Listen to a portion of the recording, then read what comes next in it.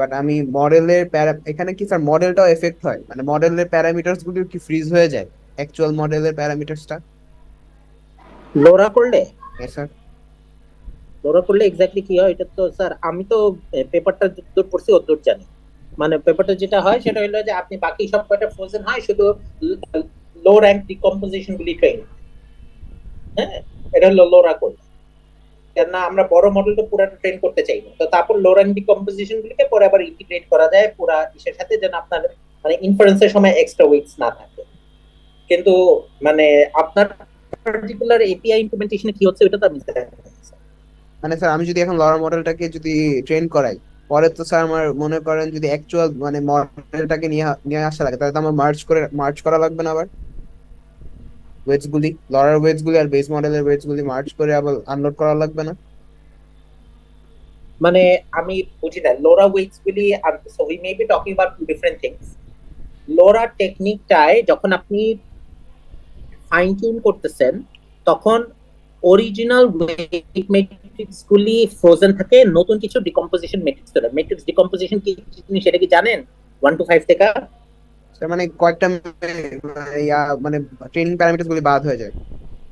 আল্লাহ গো, আল্লাহ।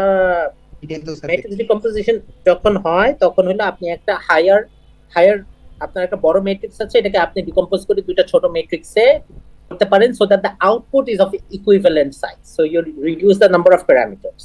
হ্যাঁ। ঠিক আছে, হ্যাঁ স্যার। এটা একটু দেখে নিন।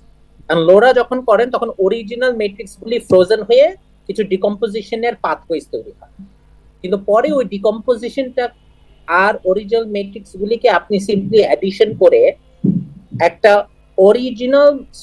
অরিজিনাল স্ট্রাকচারের হুবহু মডেল তৈরি করেন, যেখানে প্যারামিটারস গুলি ফাইন টিউনড প্যারামিটারস হয়। আমি কি বুঝাইতে ঠিক পারছি স্যার, স্যার? আমরা আর অরিজিনাল মডেলটা আমরা ধরবোই না।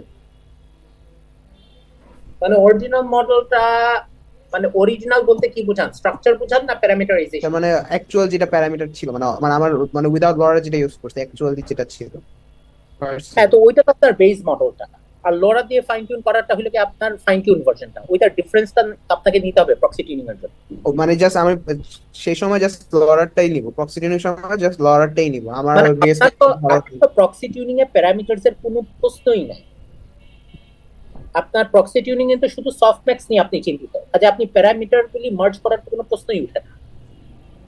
মানে আমি স্যার অনেক মানে অনেক গিটহাব ডকুমেন্টেশন দেখলাম যে লাস্টে লোড করে মার্চ করে আবার আনলোড করতেছে, এই তা আমি জিনিসটা ঠিক আছে, আমি মানা করি না, আমি যেটা বোঝার চেষ্টা করছি সেটা হলো আপনি লোরা দিয়ে যে মডেলটাই করছেন ওইটা তো অরিজিনালটার সাথে মার্জ করার আপনার কাজের তো কোনো দরকার নেই।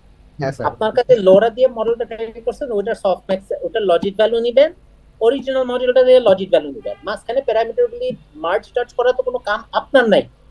হ্যাঁ স্যার বুঝছি স্যার, তাহলে তো আরো ইজি হয়ে গেছে আমার জন্য। কি করতে নিজে ভাত খায়া শেষ করতে পারতেছেন না, কি দরকার আছে পাশের বাড়ি থেকে পিজ্জা চুরি করে কি নিয়ে আসা? কষ্ট হয়েছে এটা একটু বুঝতে। ঠিক আছে, thank you sir. Thank you. Sir, বলেন। Hello sir. হ্যাঁ, আমাদের হ্যাঁ, যদি আমার যদি ফাইন টিউন করা মডেল থাকে তাইলে কি আমার ফাইন টিউন করার দরকার আছে? মানে আমি ওইটাই তো না, ইউজ কেন দরকার আছে ওইটাই ইউজ করবেন।